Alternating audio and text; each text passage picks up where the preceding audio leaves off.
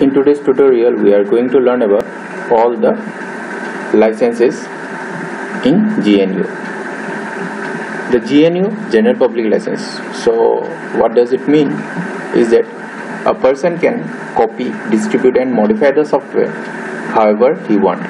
So the user can copy the software as many times as needed, distribute the software however we want, so we can redistribute it however we want. The next is charge a fee, means if we modify the software then you can charge a money for it. Then last one is make whatever changes, means we can change anything we want. The next is GNU Lesser General Public License. So the main difference between these two is that in LGPL is used to license free software so that it can be incorporated as both free and open source software. So LGPL is used so that a software can be developed as both free or open source software. LGPL and GPL, main difference is that in LGPL the requirement that we have to release the software extension is removed. So it means that we may not have to give the entire modifications that we have done. It is upon the developer who make changes. If we want to give the changes code, then he can give, or if we don't want to give the source code of the modifications, then he may not give. The next is BSD. In BSD there are fewer restrictions on distribution. So BSD, there is few restrictions for distribution, redistribution. Versions of BSD license. So two versions. First one is new BSD license. So here allows unlimited redistribution for any purpose as long as its copyright notices and license disclaimers of warranty is maintained. So as long as we maintain these copyright notices, means about the software, so we can unlimited redistribution can be done, but we have to keep the copyright notices.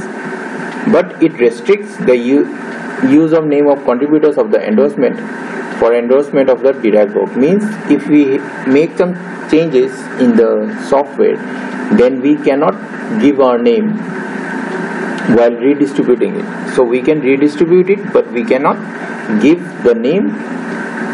our name while redistributing it. But in simplified BSD license, while we make some changes, we can give our name while redistributing it. So it's written that it is different from new BSD license in the sense that it omits the non-endorsement clause, means he can give his name from the new BSD license, this one. Then next is MIT license. So MIT license is the most used license. So here you can use, copy and modify the software however you want. Second is you can give the software as free or sell it. So it's up to you. You want to sell it or you want to give it for free. The only restriction is that it is accompanied by a license agreement. So only restriction is that there should be a license agreement which says that anyone can do whatever they want with the license material. So the software that we release, there should be an agreement which says that anyone can do whatever they want, means they can do anything like use, copy or modify the software. And then the last one is Apache license. So Apache license offers rights are perpetual, means rights once granted they are granted forever. So if once the rights are granted, so the owner cannot take them. Rights are worldwide, means if rights are granted, they are granted in all the countries. So we cannot maintain or restrict some country for not using a software. If we grant a permission, then it is granted all over the world. Then next is rights are granted for no fee. So